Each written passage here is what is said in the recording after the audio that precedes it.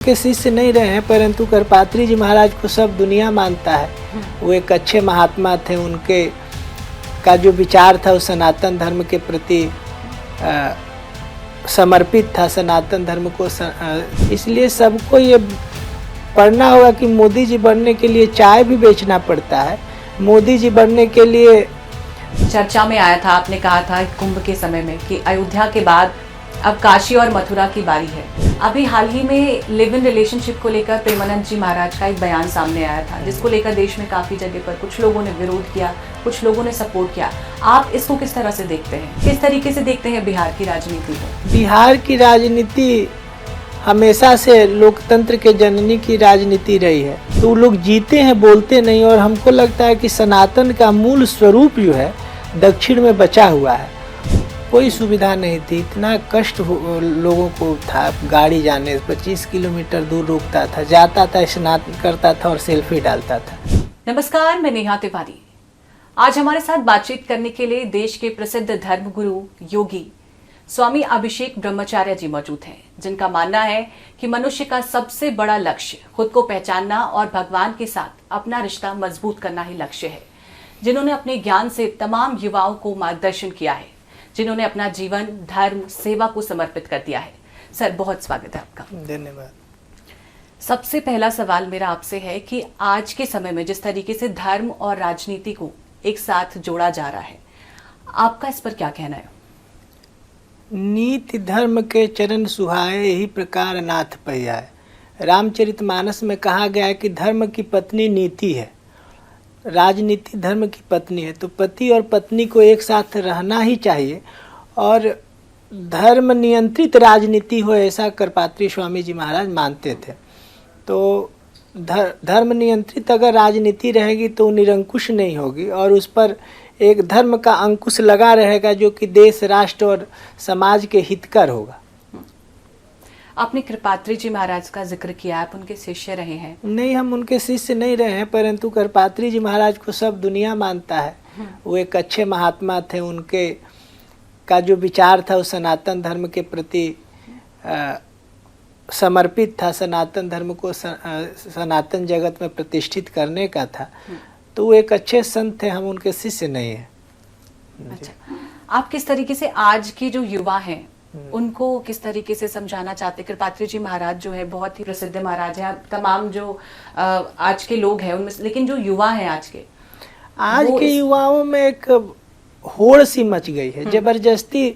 मैंने क्या कहते हैं, गणेश परिक्रमा करके आगे बढ़ने की प्रवृत्ति हो गई है लोगों को। ये लोग चाहते हैं कि 1 मिनट में हम ऐसा बन जाए कि मोदी जी का कुर्सी हम ही को मिल जाए, जो कि संभव नहीं है। मेहनत करना नहीं चाहते, इसलिए तमाम तरह की जो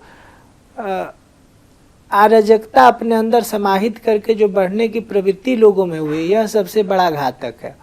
और इसमें वो स्वयं भी बर्बाद हो रहे हैं और दूसरे को भी लेके जा रहे हैं। इसलिए सबको ये पढ़ना होगा कि मोदी जी बनने के लिए चाय भी बेचना पड़ता है। मोदी जी बनने के लिए लोगों की आलोचनाएं भी सहनी पड़ती हैं। मोदी जी बनने के लिए पर्वत और कंदराओं में भी जाना पड़ता है, दरी भी बिछाना पड़ता है और एक रूम के घर में भी रहना पड़ता है। तो तमाम तरह की जब तक दुविधाओं का सामना नहीं करना पड़ेगा, विपदाओं का सामना नहीं करना पड़ेगा, तो मोदी जी नहीं बन सकते हैं। और कुछ करने के लिए युवाओं को मेहनत करना होगा। जब मेहनत नहीं करेंगे तब फिर वो आगे नहीं बढ़ सकते हैं, ऐसा मेरा मानना है। बिल्कुल। एक बहुत ही चर्चा में आया था, आपने कहा था कुंभ के समय में कि अयोध्या के बाद अब काशी और मथुरा की बारी है। ये बात तो हो गई, लेकिन आप क्या मानते हैं इसको लेकर कि स्पिरिचुअल रीबर्थ के लिए काशी और मथुरा कितना अहम योगदान रखता है? भगवान की जन्मभूमि, कर्मभूमि, लीला भूमि जो है, उसी का स्मरण करके कोई व्यक्ति कुछ कार्य कर सकता है। जैसे बापू को अगर श्रद्धांजलि देना हो तो राजघाट पर व्यक्ति जाएगा, साबरमती को अपनाएगा, पोरबंदर को अपना आदर्श मानेगा। उसी तरह भगवान को मानने वाले लोग जो समाज और संस्कृति के पोषक हैं, वो निश्चित रूप से अयोध्या और मथुरा को और काशी को केंद्र में रख के ही आगे बढ़ सकता है। अगर ऐसा नहीं करता है तो फिर उसके स्वभाव में वो धार्मिकता नहीं है वह धर्म के नाम पर अपना कुछ कर रहा होगा, ऐसा कुछ है। ठीक है, आप सनातन को बहुत ही प्रमोट करते हैं, युवाओं को इससे जोड़ना चाहते हैं। अभी हाल ही में लिव इन रिलेशनशिप को लेकर प्रेमानंद जी महाराज का एक बयान सामने आया था, जिसको लेकर देश में काफी जगह पर कुछ लोगों ने विरोध किया, कुछ लोगों ने सपोर्ट किया। आप इसको किस तरह से देखते हैं? ये तो बड़ा ही क्रिटिकल प्रश्न है, अगर हम भी बोलेंगे तो बवाल होगा। और हर लोगों की कुछ कुछ कमियां होती हैं, कुछ अपने तरीके से जीना चाहता है, परंतु संविधान प्रदत्त अधिकार के तहत अगर कोई व्यक्ति कुछ कर रहा है तो उसमें हम क्या कर सकते हैं? जब संविधान ने जो अधिकार किसी को दिया है उसका प्रयोग वो कर सकता है। अब लीगली कितना सही है कितना नहीं है, धार्मिक भावनाओं के हिसाब से प्रेमानंद जी महाराज ने जो कहा होगा निश्चित रूप से सही कहा होगा, परंतु एक व्यवहारिक जगत भी है जिस पर लोग रहते हैं, चलते हैं, समझते हैं, उसके अनुसार जीना चाहते हैं, तो उनकी अपनी स्वच्छंदता है, इस पर हम लोग बहुत ज़्यादा विचार नहीं किया जा सकता है। ठीक है, ये तो हो गई एक बात, लेकिन आचार्य जी हम अक्सर देखते हैं कि जो हमारे देश के तमाम धर्म गुरु हैं वो सनातन को लेकर एकदम सटीक बात बोलते हैं। कितना सही है, क्योंकि आज के जो युवा हैं किसी भी चीज को लेकर एकदम सटीक नहीं बोलते, एकदम स्ट्रेट नहीं रहते हैं। युवाओं को सटीकता का ज्ञान तो होता नहीं है, ज्ञान तो धर्म गुरुओं को होता है, तो वो अपना मार्गदर्शन करने का प्रयास करता है। अगर वो मार्गदर्शन करता है तो फिर उसके अनुसार लोग चलने का प्रयास करते हैं। अगर युवा किसी व्यक्ति के अनुसार चले, वृद्धों के दिखाए रास्ते पर चलता है, तो निश्चित रूप से आगे बढ़ता है और उसका कल्याण होता है। ठीक है, इस वक्त बिहार में चुनाव आने वाले हैं, बहुत चर्चा है बिहार की राजनीति की। आपने भी करीब 4 बार उधर यज्ञ किया है और तमाम अनुयायी भी आपके उधर हैं। किस तरीके से देखते हैं बिहार की राजनीति को? बिहार की राजनीति हमेशा से लोकतंत्र के जननी की राजनीति रही है। वहाँ लोकतंत्र में अपने अपने प्रयास सब लोग कर रहे हैं, परंतु हम लोग का मानना है कि यतो धर्म ततो जय, जहाँ धर्म है वहाँ जय होगा, निश्चित रूप से होगा। बिल्कुल सर, जिस तरीके से हम भारत देश में देखते हैं कि यूपी में देखते हैं कि धर्मगुरु जो हैं वो बहुत ही ज़्यादा सनातनी को प्रमोट करते हैं, लेकिन तमिलनाडु हो गया, केरल हो गया, बेंगलुरु हो गया, यहाँ पर जो गुरु है वो इतना ज़्यादा वो नहीं है, एक्टिव नहीं है। कहने का मतलब है कि सनातन को लेकर हो गया या हिंदू धर्म को लेकर हो गया या किसी भी धर्म को लेकर इतना ज़्यादा नहीं बोलते हैं। तो वहाँ पर वहाँ की राजनीति को, वहाँ के धर्म को आप किस तरह से देखते हैं? देखिए, वो लोग जीते हैं और हम लोग बोलते हैं। उत्तर भारत के लोग बस मंचों से धर्म की बात बोलते हैं, सनातन की बात बोलते हैं और सनातन के रक्षा की बात करते हैं। वह भी एक प्रक्रिया है, होना चाहिए।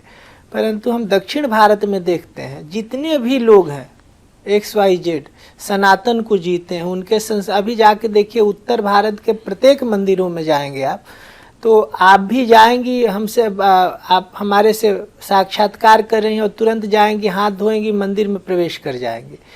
परंतु दक्षिण भारत के मंदिरों को आप देखिएगा, स्नान आदि करने के बाद भी मंदिर में कोई नहीं जा सकता। मंदिर का एक मर्यादा है कि मंदिर में कौन बैठ सकता है, और उस मर्यादा के अनुरूप ही लोग उसमें जाता है, कोई नहीं जा सकता। बड़े बड़े महात्मा भी दूर से उस मंदिर में जाते हैं। अभी नवरात्र, सुहासिनी पूजा, कुमारी पूजा, जो कांची और श्रृंगेरी में पूजा होगा, जाके आप देखिए उनको, तो वो लोग जीते हैं, बोलते नहीं। और हमको लगता है कि सनातन का मूल स्वरूप जो है दक्षिण में बचा हुआ है, और हमारे यहाँ बस मंचों से लंबी लंबी बातें लोग करते हैं और उनके आचरण में वो चीज़ दिखाई नहीं देता है। तो दक्षिण के लोग बहुत ज़्यादा संवेदनशील है इस विषय में, वो बोलते कम करते ज़्यादा है। और समाज में कई तरह के व्यक्ति हैं, एक सुमन फल, एक सुमन प्रद, एक फल ही केवल लागे। आप देखते होंगे कि गुड़हल का फूल में बस फूल ही फूल होता है, फल दिखाई नहीं देता है। और एक आम का फल होता है जिसमें फल भी होता है, मंजरी फूल भी होता है और फल भी होता है। और एक कटहल का फल होता है, एक बस उसमें फल ही फल होता है। इसी तरह आदमी होते हैं कि एक बस बोलता है, एक कहाँ ही कर, एक करी कहाँ ही, एक कहाँ ही करई न बागई। एक लोग कहता है कि हम बोलता है, दूसरा बोलता और करता है, और एक तीसरा बस डीगे हाँकता है। तो इसी तरह के लोग होते हैं। दक्षिण भारत में अभी भी मर्यादाओं का संरक्षण हो रहा है, सनातन को लेकर बात करते हैं। आज की युवा जिस तरीके से देखा जा रहा है कि पहले की तुलना में आज के समय में कहीं ना कहीं जो आज के युवा हैं वो अपने हिंदू धर्म को लेकर, अपने सनातन धर्म को लेकर जागरूक नजर आ रहे हैं। आप इसको किस तरीके से देखते हैं और आज को युवा को क्या मैसेज देना चाहेंगे? आज के युवा इतने जागरूक हैं कि आप कुंभ में पता नहीं गई थी कि नहीं गई थी। हम लोग कुंभ में देखे 25 किलोमीटर पैदल जाके, कोई सुविधा नहीं थी, इतना कष्ट लोगों को था गाड़ी जाने, 25 किलोमीटर दूर रुकता था, जाता था, स्नान करता था और सेल्फी डालता था। डिजिटलाइज ही सही, परंतु लोगों में बड़ी भारी उत्साह था। 60 लाख लोगों ने वहाँ स्नान किया, तो इसकी कल्पना 60 करोड़ लोगों ने, इसकी कल्पना से परे की बात होती है। तो हम लोग सब लोग मिलके इसकी सराहना करते हैं और कहीं ना कहीं अभी 2014 से लेकर 2025 में लोगों में सनातन के प्रति उत्साह है और सनातन के प्रति जीना चाहता है और सनातन के इर्द गिर्द ही रहना चाहता है, ऐसा हमारा मानना अभी के टाइम में है। और लोग निश्चित रूप से सनातन के इर्द गिर्द रहना चाहते, नहीं तो कौन आज देखिए कि घर से बाहर जाना होता है तो मोटरसाइकिल चाहे 4 व्हीलर से लोग जाता है और इतना बड़ा आयोजनों के बीच लोग रह जाता है, उसके बाद भी उनके मन में कहीं ऊ तक नहीं होती। यह है सनातन धर्म, सनातन धर्म के प्रति निष्ठा। आजकल सर एक टॉपिक बहुत चर्चा में रहता है, धर्म परिवर्तन, जिसे घर वापसी का भी नाम दिया गया है। आप इसको किस तरह से देखते हैं कि कोई भी व्यक्ति जब हिंदू धर्म से मुस्लिम धर्म में या मुस्लिम धर्म से हिंदू धर्म में परिवर्तन करता है, आप इसको किस नजरिए से देखते हैं? देखिए, स्वधर्मो निधन से परधर्म भवायः। अपना जो धर्म है जिसमें हमको भगवान ने अपने कर्मानुसार जन्म दिया है, तो हमारे स्वामी जी की जो चर्चा करते कि दीनदार ईमानदार मुसलमान अच्छा है, बेईमान बेधर्म हिंदू से।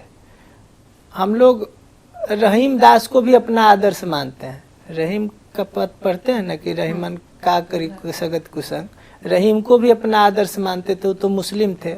रशीद खान को अपना आदर्श मानते हैं। तो धर्म परिवर्तन करके इसमें क्या पाएंगे? धर्म के जिस धर्म में अपने आ गए उसी में करने को बहुत है। आप एक पत्रकार है तो पत्रकारों में भी करने को बहुत कुछ है। पत्रकारिता भी करेंगे, यह भी करेंगे, वो भी करेंगे, तो संभव नहीं न है। इसलिए सब कुछ करना चाहिए। अपना स्कोप बहुत ज़्यादा है, उसमें आप बढ़ सकते हैं, जितना बढ़ना चाहे बढ़ सकते हैं। उसमें करने को बहुत, पत्रकारिता में ही करते करते गणेश शंकर विद्यार्थी वगैरह जो बड़े बड़े लोग थे उनकी पूजा तो होवे न की। उसी तरह जो अपना एक सिस्टम मिला है, हिंदू धर्म है, इसमें ही करने को बहुत है। सनातन में करने को, मुस्लिम में करने को बहुत है। शहनवाज हुसैन, अब्दुल कलाम वगैरह थे जिसको लोग अपना आदर्श मानते थे। जॉर्ज फर्नांडिस ईसाई धर्म के कितने बड़े नेता हुआ करते थे। उनको धर्म और धर्म का विचार कहीं बाधा तो नहीं किया, उसको स्थापित किया। तो व्यक्तित्व जब बड़ा हो जाता है, व्यक्तित्व की चर्चा ऊपर जब हो जाती है, तो इसका कोई मतलब नहीं रहता कि धर्म परिवर्तन किए कि धर्म सापेक्ष रहे, ऐसा कोई विषय नहीं रह जाता है। आज से नवरात्रि का आगाज हो गया है। प्रधानमंत्री नरेंद्र मोदी ने जीएसटी का तोहफा देशवासी को दिया है। किस नजरिए से सर देखते हैं इसको? जब सनातनी देश का राजा होता है तो सनातन पर्वों पर कुछ ना कुछ उपहार लोग देता ही देता है। तो राजा का काम है उपहार देने। समस्त भारतवासियों को नरेंद्र मोदी जी ने नवरात्रि के पावन पर्व पर जो उपहार दिया है, सब भारतवासी गदगद हैं, खुश हैं, प्रसन्न हैं। किसी को जब कुछ उपहार मिलता है तो खुश हो जाता है। सर आजकल हम देखते हैं कि सनातन की बात तो करते हैं, लेकिन हम कई जगह पर देखते हैं कि जब भी हिंदुओं का कोई त्यौहार होता है, चाहे अभी रिसेंट की बात ले लेते हैं कि गणेश विसर्जन था, उसमें कई जगह पर तोड़फोड़ की खबरें सामने आई, मारपीट की खबरें सामने आई। कैसे देखते हैं इस चीज़ को आप? देखिए, उन्मादी लोग हर जगह होते हैं, हर धर्म में होते हैं। तो कहीं ना कहीं कुछ कुछ गलतियां, जब इतना बड़ा पर्व होता है, इतना बड़ा समूह जुटता है, घर में अगर शादी होती है, नानी और मामी सब जुटती हैं तो आपस में ही लड़ जाते हैं किसी ना किसी इशू पर, जबकि उनका मिलन 2 साल 4 साल 5 साल पर होता है, फिर भी किसी ना किसी विषय पर उनकी लड़ाइयाँ हो जाती है। तो इस तरह तो एक बहुत बड़ा आयोजन देश का होता है, राष्ट्र का होता है, तो उसमें थोड़ा मोड़ा ये सब चलता रहता है। कितना चर्चा करेंगे? सर हमारे देश के कई सारे नेता को हम देखते हैं, चाहे स्वामी प्रसाद मौर्य की ही बात कर लेते हैं, कि आए दिन वो सनातन को लेके, अयोध्या को लेकर सवाल खड़े करते रहते हैं। क्या लगता है आपको कि इनका जो मोटिव है ये सब करने का, ये किसी एक धर्म को खुश करना चाहते हैं, किसी एक वर्ग को खुश करना चाहते हैं, या इनका मोटिव कुछ और है? ये अपने आप को खुश करना चाहते हैं। इनके पास अब तो कोई मुद्दा बचा नहीं। पहले तो इन मायावती के साथ बौद्धिज्म को मानते थे, उसके बाद उस छोड़ के भगवा पार्टी माने बीजेपी में आए। बीजेपी में आने के बाद इनकी जो क्रियाकलाप शैली जो थी धार्मिकता की हो गई। 1 मिनट में बीजेपी से गए और फिर अभी पैदल घूम रहे हैं। सपा में गए, वहाँ से भी वो कहीं टिक नहीं पाए। तो जिसकी विचारधारा स्थिरता की ओर नहीं है तो को पातल भूत विवर्ष मतवाल लेते नहीं बोले बचन विचारे, जिनकृत महा मोहम्मद पाना, तिनकर कहा करिए नहीं काना। आजकल हम देख रहे हैं कि जो उन्मादी लोग हैं, विवादित लोग हैं, सड़क पर कूद जा रहे हैं, कोई भी बात बोले रहते हैं। आज तो 2 मिनट लगता है किसी का चरित्र वो क्या बना देते हैं, चलचित्र बना देते हैं AI और हाँ, वो करके आपका हमारा किसी तीसरे का कुछ भी बना के समाज में प्रस्तुत कर देंगे। कहेंगे कि अब आप उसको सिद्ध करिए। आप लोग उसको एक बड़ा आकार प्रकार दे देंगे और जब आएगा कि नहीं नहीं तो कहेंगे कि सॉरी, एक लाइन। भाई उसका चरित्र तो हनन हो ही जाता है। तो इसी प्रकार ये लोग होते हैं, कुछ ना कुछ बोल के अपने आप को अब क्या करेंगे। कोई एक बिहार का नेता था RJD का, वो बोल दिया कि रामचरितमानस के पन्ने को फाड़ा जाएगा। अब इस पर 1 महीना, पिछले साल माघ मेला चल रहा था 2 साल पहले, 1-1.5 महीना इस पर लंबी बहस चली। अब वो तो एक बार बोल के चुप हो गया। कभी कोई बोल देता है कि आतंकवाद का वो हो गया पश्चिमी उत्तर प्रदेश, उस पर 15 दिन बहस चलेगा। वो कुछ बोलेंगे, वो कुछ बोलेंगे। तो एक ट्रेड चल रहा है कि किसको लेके प्रस्तुत कर दिया जाए। कोई भी व्यक्ति अगर अपना रास्ता पकड़ के अच्छे प्रकार से चल रहा है, ये हमारे में नहीं घटित है, आप में भी जो जिस फील्ड का खिलाड़ी हो गया तो उसके हुनर को लोग पहचान नहीं रहे हैं। बस ये पता लगाने में व्यस्त हैं कि उसके पीछे की बुराई क्या है और कैसे इसको डिफेम किया जाए। तो 10 लोग आपको फ़ोन करेंगे, वो करेंगे, तरह तरह की कल्पनाओं से अपने आप को पूरित करके चाहेंगे कि वो नीचे गिर जाए और हम ऊपर है। बस उसको उसी में संतुष्टि है। इसी तरह के लोग हैं जो समाज में घूम रहे हैं, समाज को विघटित करना चाहते हैं, समाज में अपना एक बात उसी माध्यम से करना चाहते हैं, निगेटिविटी जिसको कहते हैं। इसी प्रकार के लोग इस समाज में भरे हुए हैं। मेरा आखिरी सवाल आपसे, सनातन धर्म के बारे में आप क्या कहना चाहेंगे? सनातन में है कि आदि सकल कपिलादि मुनि सनकादि जो सर्वज्ञ थे, मुनि व्यास और वशिष्ठ जो अद्वैत के मर्मज्ञ थे, इन सर्वसो उपदिष्ट जो श्रुति विहित निर्मल कर्म है, वही अनादि अनंत व्यापक यह सनातन धर्म है। यह सनातन धर्म ना हमारा बनाया है ना आपका बनाया है, भगवान ने इसको बनाया। भगवान इसकी रक्षा के लिए आते हैं, भगवान भी इसको नहीं बनाया है। और भगवान को भी सनातन धर्म, अगर सनातन के विपरीत बौद्ध भगवान का अवतार, हम लोग कहते हैं बौद्धावतारे संकल्प में बोलते हैं कि बौद्ध भगवान का अवतार सनातन धर्म में हुआ, परंतु उन्होंने सनातन धर्म का और वेद की निंदा की। तो सनातन धर्म ने कहा कि हम आपकी निंदा करते हैं, आपको भगवान तो जरूर मानेंगे, आपके बातों को नहीं मानेंगे। और उनको सनातन धर्म से बहिष्कृत करने की क्षमता अगर कोई धर्म रहता है तो उसका नाम सनातन है। सनातन में व्यक्ति प्रमुख नहीं होता है। जेहि निंदित निंदित भय, अद्भुत महिमा वेद की तुलसी की ओ विचार, जेहि निंदित निंदित भय विदित बुद्ध अवतार। मैंने वेद की यहाँ महिमा है, व्यक्ति की महिमा नहीं। भगवान विष्णु हमारे सर्वोपरि देवता होते हैं, परंतु उनके अवतार बौद्धा अवतार में भगवान ने वेद की निंदा की। तो सनातन धर्म ने कहा कि आपको इसकी आवश्यकता नहीं है और आप जाइए बौद्ध आदि धर्मों का प्रचार प्रसार करने में चले गए। तो सनातन धर्म में व्यक्ति प्रमुख नहीं होता है, वेद प्रमुख होता है। और सनातन धर्म की रक्षा के लिए, उसी सनातन धर्म की रक्षा के लिए भगवान आए। जब जब हो ये धर्म की हानि, बाढ़ असुर महाअभिमानी, करय नीति जाय नहीं वर्णी, सीदई विप्रधेनु सुरधरनी, तब तब धरि प्रभु विविध शरीरा, हरहि कृपा निधि सज्जन पीरा। भगवान ने इसी सनातन धर्म के उद्धार के लिए धरती पर अवतार लिया। अभी क्या आप देखें, अभी आपने क्वेश्चन किया शारदीय नवरात्र का, तो इसमें क्या आपने देखा? हर धर्मों में कहीं आपने देखा है महिलाओं का पूजा करते, चाहे सत्ता की सर्वोपरि सत्ता मानते हुए आपने देखा होगा कहीं?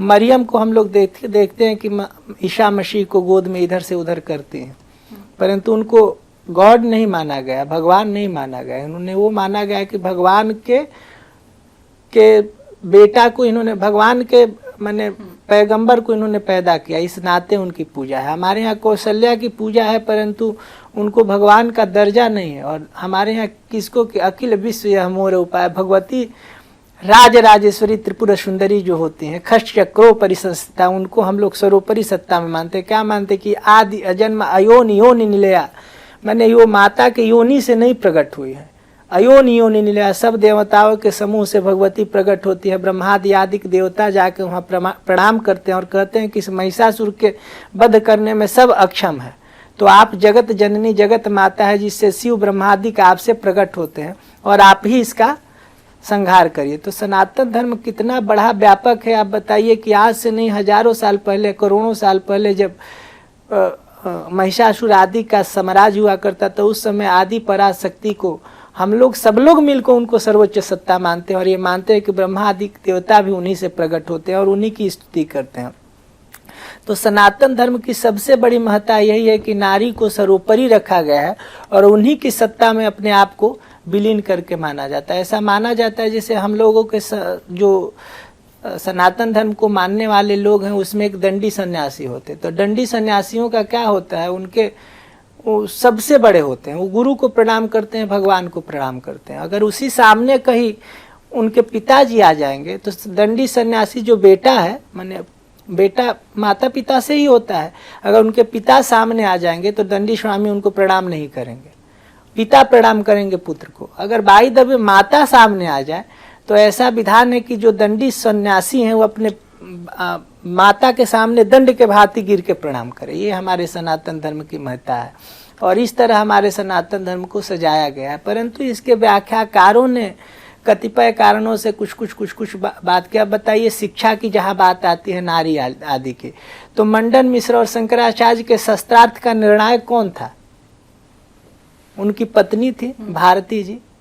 बताइए, देश के मूर्धन्य विद्वान जहाँ सब लोग जाके नतमस्तक होते हैं, वहाँ आदि शंकराचार्य जी जाके शास्त्रार्थ करते हैं और उसका निर्णय कौन देती है?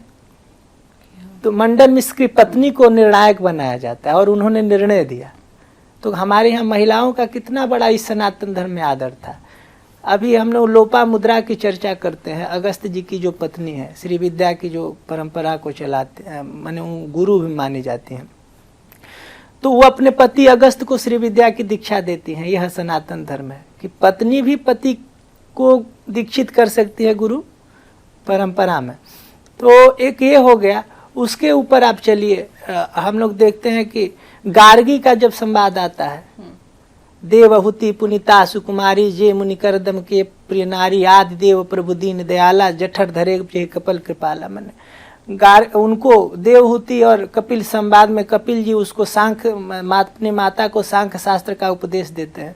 तो हमारे यहाँ सनातन धर्म में महिला और हर चींटी से लेकर ब्रह्मा पर्यंत तक सबको एक सूत्र में बांधा जाता है। आप देखते होंगे कि काशी के घाट पर जब जाएंगे तो जो सबसे निकृष्ट व्यक्ति अग्नि देता है तो उसकी महत्ता वहाँ बड़ी हो जाती है। वहाँ प्रधानमंत्री नहीं, राष्ट्रपति भी अगर जाते हैं तो वहाँ उसी से याचना करते हैं कि हमको अग्नि दे दीजिए। ब्राह्मण देवता वहाँ फेल हो जाते हैं, वहाँ उनकी कोई भूमिका नहीं रहती है। और जब तक वह व्यक्ति आपको वहाँ अनुमति नहीं देगा तो कितने भी बड़े प्रशासनिक व्यक्ति होंगे आप, वहाँ आपकी कोई दाल गलने वाली नहीं है। जब आप जाएंगे मंदिर में तो वहाँ पुजारी की महत्ता हो जाएगी। उसी तरह हर जगह हर लोगों की महत्ता होती है। हम लोग के यहाँ जब गांव में देखते थे शादियां होती थी तो लोग वो जब वो बांस का जो बनाने वाला डगरा लेके जो आता था तो उसकी पूजा होती थी। हम लोग देखते थे कि हम लोग जब हम लोग के यहाँ शादियाँ होती थी तो वो एक माटी कोड़ने का प्रावधान था। तो उस समय जो रविदास समाज के लोग थी उनकी महिला होती थी और वो डगर कहते थे, डगर माने बाजा कहते थे। उस बाजा की पूजा होती थी। तो उस समय वो जो महिला जो थी SC ST समाज की और ब्राह्मणी की महिला जो है उनके चरणों की पूजा करती, उसको साड़ी, उसको दक्षिणा, उस बाजा की जब पूजा कर लेती थी तभी उसका आगे काम बढ़ता था। जब हम बर्तन बनाने वालों के यहाँ शादी में जाया जाता था तो उसका भी एक महत्व होता। तो सनातन धर्म ने सबको अपने आप में समाहित रखता है। सुअर को देखिएगा तो उसको लोग कहते हैं कि भगवान 12 है। कभी कभी किसी पर संकट आता तो चींटी को खाना खिलाता था, काली चींटी, लाली चींटी होता था ना, उसको देता था। आप जाएंगे बहुत असाध्य रोग था तो राम राम लिख के लोग मछली को आटा खिलाता था, वहाँ मत्स्य भगवान हो जाते हैं। तो सनातन धर्म की व्यापकता इतनी है, जैसे कुमारी लड़कियां होती हैं तो उसको बाला त्रिपुर सुंदरी के रूप में पूजा होता है।